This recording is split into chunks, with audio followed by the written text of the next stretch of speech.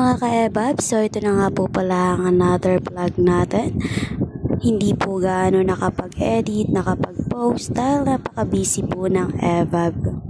So ito na nga po yung time na nagluwas ang mga ebab nakalabas ng bundok. Kaya naman ito na po, nagkayak na po tayo ng ating mga dadalahin. Simpleng gamit lang at konting mga damit sapagkat hindi naman tayo matatagalan sa lugar ng iyon. So ang aming pong pinuntahan ay Taytay Museum. Nga po, nag-travel na ang mga ebab.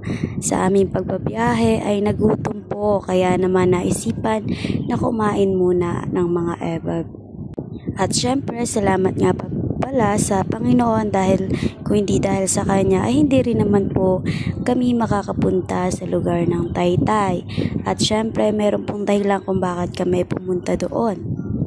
So ayan na nga, umorder na po ang mga ebab na isipan na kumain ay sa McDonald's. McDonald's na lamang po ang kulang sa Infanta Quezon dahil meron na po doon Jollibee, Inasal at madami na rin po doong iba na pwede mong bilihan at kainan. So ayan, umorder na nga ang mga person at pagka-order ay nag-antay muna panandalian.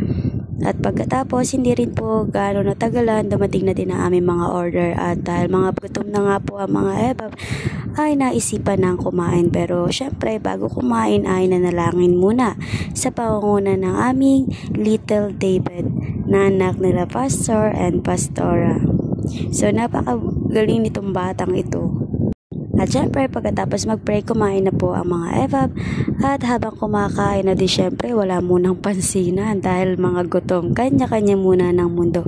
At tingnan nyo nga naman habang ako nagsiset up ng camera upang mag-video. Ang dami talaga namang mga ebab na paharang-harang, patayo-tayo at maging yung nagdi-deliver ng pagkain ay nagdaan na din. At talaga namang napakahirap mag-setup ng camera at napakahirap mag-video mga ka-ebab. Na-experience nyo din ba to? Yung mag-edit ka, yung ikaw yung gagawa ng video. Ang hirap, kaya hindi tayo palagi nakakapag-post kasi ay madami din naman tayong ginagawa. Hindi lamang buhay ay pagbablog. At syempre, eto na nga, nagkainan na mga person. Nagkainan. Kumain po sa Bakdo. Yan po yung mga in-order namin.